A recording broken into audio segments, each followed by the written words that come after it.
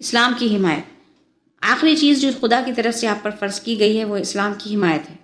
ویسے یہ اسلام کے ارکان میں سے نہیں ہے، مگر یہ اسلامی فرضوں میں سے ایک اہم فرض ہے۔ قرآن اور حدیث میں اس پر بہت زور دیا گیا ہے۔ اسلام کی اہمیت کیا چیز ہے اور کیوں فرض کی گئی ہے، اس کو آپ ایک مثال سے آسانی کے ساتھ سمجھ سکتے ہیں۔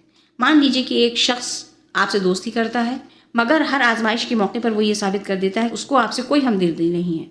وہ آپ کے فائدے و نقصان کی کوئی پرواہ نہیں کرتا۔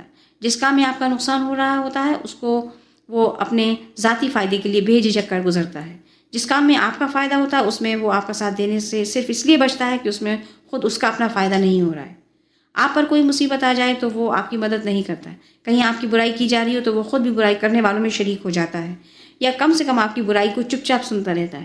آپ کے دشمن آپ کے خلاف کوئی کام کرتے ہیں تو وہ ان کے ساتھ شریک ہو جاتا ہے، یا کم سے کم آپ کو ان کی شرارتوں سے بچانے کی کوشش نہیں کرتا۔ بتائیے کیا ایسے شخص کو آپ اپنا دوست سمجھیں گے؟ آپ ضرور کہیں گے ہرگز نہیں، اس لیے کہ وہ صرف زبان سے دوستی کا دعویٰ کرتا ہے، مگر حقیقت میں دوستی اس کے دل میں نہیں ہے۔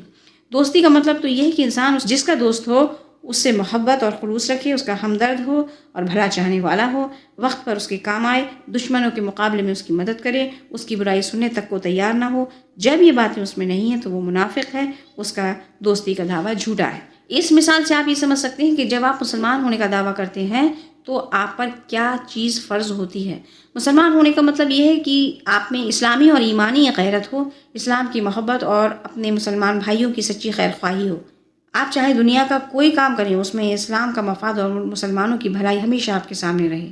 اپنے ذاتی فائدے کے لیے یا اپنے کسی ذاتی نقصان سے بچنے کے لیے آپ کبھی بھی ایسا کام نہ کر بیٹھیں جو اسلام کے مقصد اور مسلمانوں کی فلاح کے خلاف ہو۔ ہر اس کام میں دل، جان اور مال سے حصہ لیجیے جو اسلام اور مسلمانوں کے لیے فائدہ مند ہو، اور ہر اس کام سے الگ رہیے جو اسلام اور مسلمانوں کے لیے نقصان دہ ہو۔ اپنے دین اور اپنی دینی جماعت کی عزت کو اپنی عزت سمجھیے۔ جس طرح آپ اپنی بے عزتی برداشت نہیں کر سکتے، اسی طرح اسلام اور اس کے ماننے والوں کی توہین بھی برداشت نہ کیجیے۔ جس طرح آپ خود اپنے خلاف اپنے دشمن کا ساتھ نہیں دیتے، اسی طرح اسلام اور مسلمانوں کے دشمنوں کا بھی ساتھ مت دیجیے۔ جس طرح اپنی جان، مال اور عزت کی حفاظت کے لیے ہر طرح کی قربانی دینے کو تیار ہو جاتے ہیں، اسی طرح اسلام اور مسلمانوں کی حفاظت کے لیے ہر قربانی دینے کے لیے تیار ہو جائیے۔ یہ صفت ہر اس شخص میں ہونی چاہیے جو اپنے آپ کو مسلمان کہتا ہے، ورنہ اس کا شمار منافقوں میں ہوگا اور اس کا عمل خود ہی اس کے زبانی دعوے کو جھوٹا ثابت کر دے گا۔ اسلام کی اس حمایت کی ایک شاخ وہ ہے جسے شریعت میں جہاد کہتے ہیں۔ جہاد کے لفظی معنی ہے کسی کام میں اپنی پوری طاقت لگا دینا۔ اس معنی کے لحاظ سے جو شخص خدا کی کلمہ بلند کرنے کے لیے مال سے، جان سے، زبان سے، قلم سے، ہاتھ پاؤں سے کوشش کرتا ہے، وہ بھی جہاد ہی کر رہا ہے۔ مگر خاص طور پر جہاد کا لفظ اس جنگ کے لیے استعمال کیا جاتا ہے جو تمام دنیاوی غرض سے پاک ہو کر صرف خدا کے لیے اسلام کے دشمنوں سے کی جائے۔ شریعت میں اس جہاد کو فرض کفایہ کہتے ہیں، یعنی یہ ایک ایسا فرض ہے جو تمام مسلمانوں پر عائد تو ہوتا ہے، لیکن اگر ایک جماعت اس کو ادا کر دے تو باقی لوگوں پر اس کو ادا کرنے کی ذمہ داری ختم ہو جاتی ہے۔